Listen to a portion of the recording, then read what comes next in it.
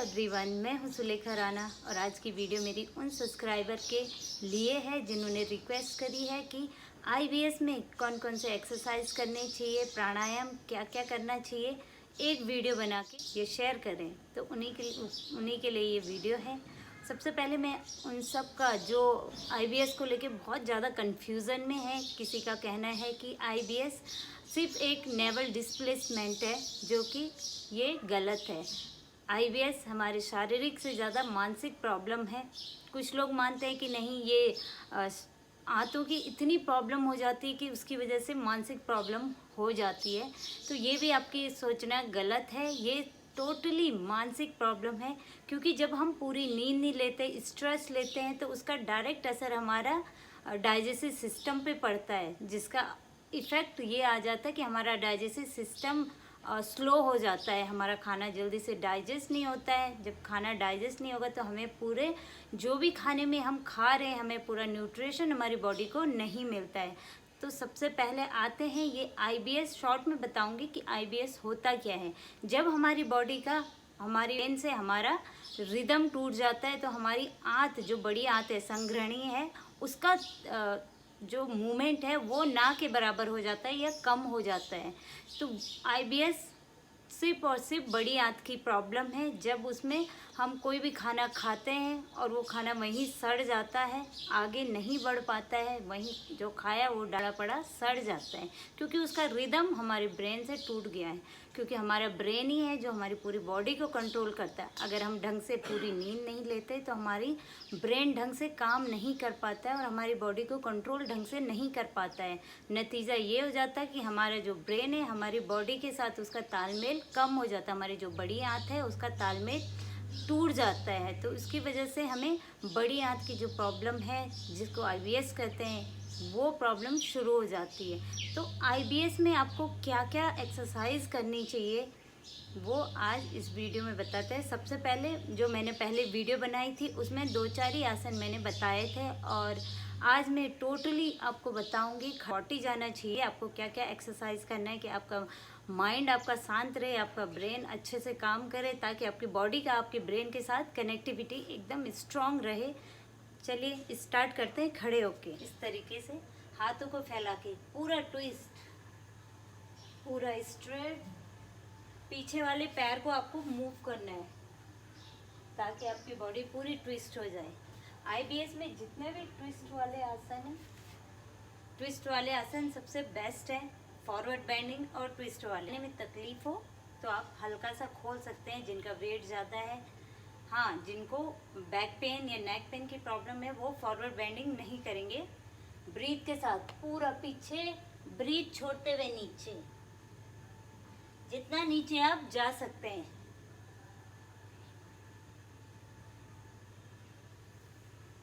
इस तरीके से आप 5 से 10 राउंड करेंगे। बैठ जाएंगे सीधा, पैर सीधे करेंगे, ब्रीथ के साथ हाथ ऊपर, ब्रीथ छोड़ते हुए नीचे। आपका माथा टच ना हो कोई बात नहीं, आप जितनी देर हो सकती है आप आगे फॉरवर्ड करेंगे। इस तरीके से पकड़ने हैं पैरों के पंजों को, धीरे धीरे वापस आप अप डाउन कर सकते हैं। ब्रीथ लेते हुए ऊपर, ब्रीथ छोड़ते हुए आगे। आपका पेट आपकी थाई से टच होना चाहिए। अगर नहीं होता तो आप, जैसे मैंने पहले भी बताया, आप टॉवल का रोल करके यहाँ नीचे रख सकते हैं या तकिया रख सकते हैं, जिसमें आप कंफर्टेबल हो। अगर आपके पास ब्लॉक्स हैं तो ब्लॉक्स आप रख सकते हैं। इसी तरीके से आप करेंगे वक्रासन। एक पैर खड़ा, जो घुटना खड़ा होगा उधर को ही आपको ट्विस्ट करनी पूरी बॉडी। 2 टाइम आप अपनी अकॉर्डिंग ज़्यादा से ज़्यादा होल्ड करने की कोशिश करेंगे।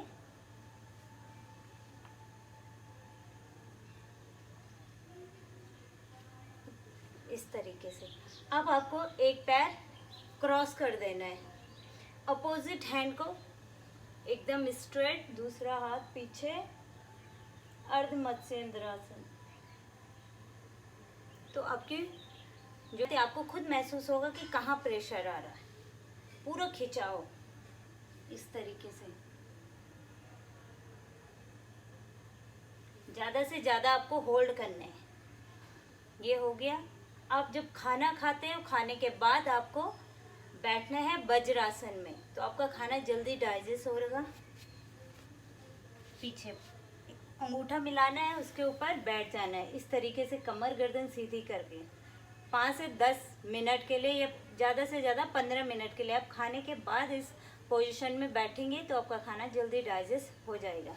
इसी में करना है आपको मंडूकासन। दोनों मुट्ठी बनाएंगे हाथों की, नाभि के अगल बगल रखना है, ब्रीथ लेनी है, ब्रीथ छोड़ते हुए आगे जाना है। जब आपकी पूरी ब्रीथ बाहर आ जाएगी तब आपको नीचे झुक के पेट को अंदर खींचना है।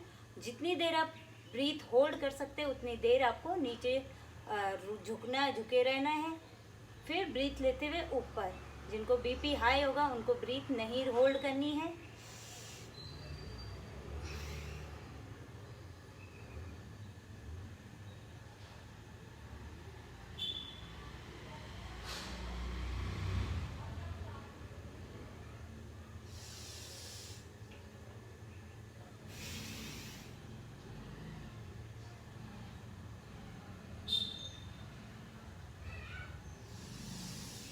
डेली आप 5 से 10 राउंड इस तरीके से करेंगे, जितनी देर आपको होल्ड कर सकते हैं।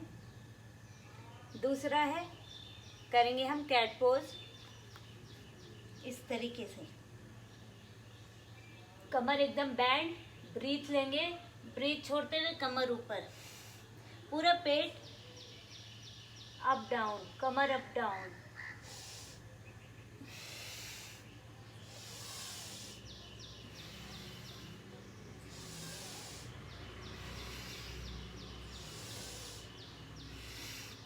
जब आप ये एक्सरसाइज करेंगे आपको महसूस करना है, आपको अंदर से कि आपकी बॉडी किस तरीके से, अब कितना खिंचाव आपके पेट में आ रहा है, महसूस करना है। चलिए आप लेट के करते हैं। लेट के आपको क्या क्या कर जाना है, बॉडी को रिलैक्स। उसके बाद धीरे धीरे आपको उत्तान पादासन करना है, यानी अर्ध हलासन।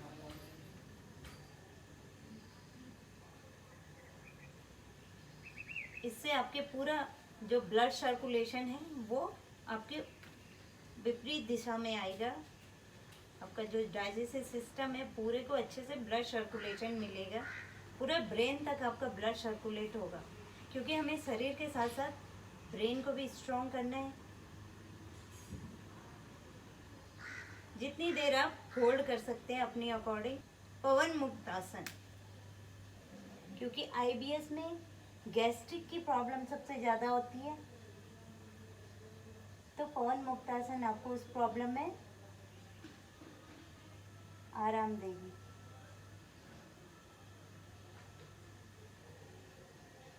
जितनी देर आप होल्ड कर सकते हो आप अपनी अकॉर्डिंग होल्ड आएंगे। दोनों हाथ फैला देंगे, दोनों पैरों को उठाएंगे, अपोजिट डायरेक्शन में आपको पैर ले जाने हैं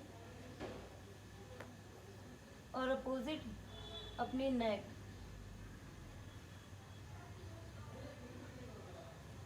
फिर धीरे धीरे चेंज,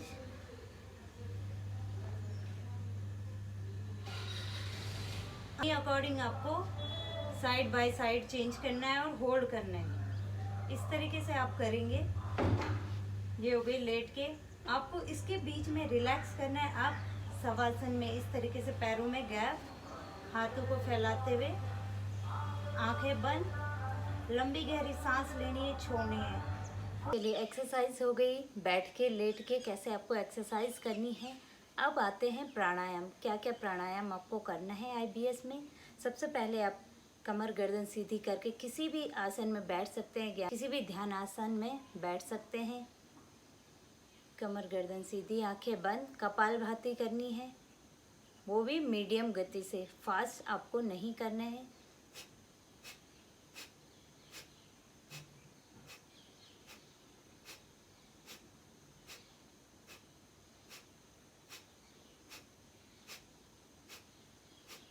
इस तरीके से आपको प्राणायाम करना है, कपालभाति करनी है। इस तरीके से 120 राउंड स्टार्टिंग आपको काउंट करना है, 120 राउंड। उसके बाद जब आपकी 1 हफ्ता या 1 महीना प्रैक्टिस हो जाएगी, उसके बाद आप 5-5 मिनट 10-10 मिनट आप कंटिन्यू कर सकते हैं।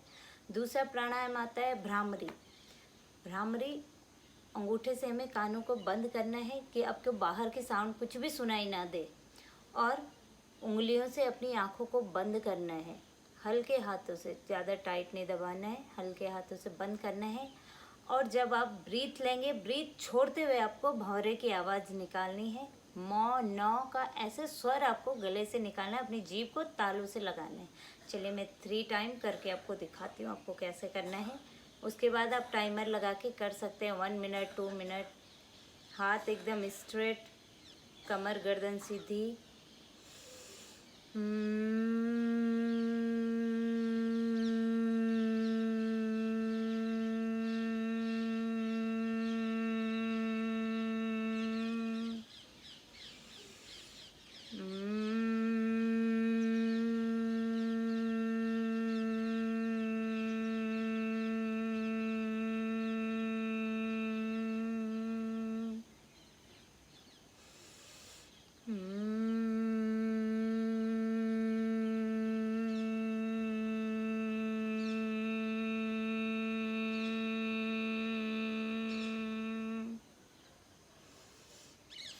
इस तरीके से आपको खींचना है, जितना लंबा आप खींच सकते हैं, जितनी देर ब्रीथ बाहर आती है। तीसरा है आपको प्राणायाम जप करना है, यानी ओम का उच्चारण। आप ओम का उच्चारण करेंगे, 3 मिनट कर सकते हैं, 5 मिनट कर सकते हैं, खो जाने हैं ओम में। मैं आपके साथ 3 टाइम ओम का उच्चारण करके दिखाऊंगी। आंखें बंद, लंबी गहरी सांस लेनी है छोड़ते हुए, और ऊ को अपने गले में और मौ को अपने ब्रेन में, उसके मौ का जो वाइब्रेशन है उसको अपने ब्रेन में महसूस करना है।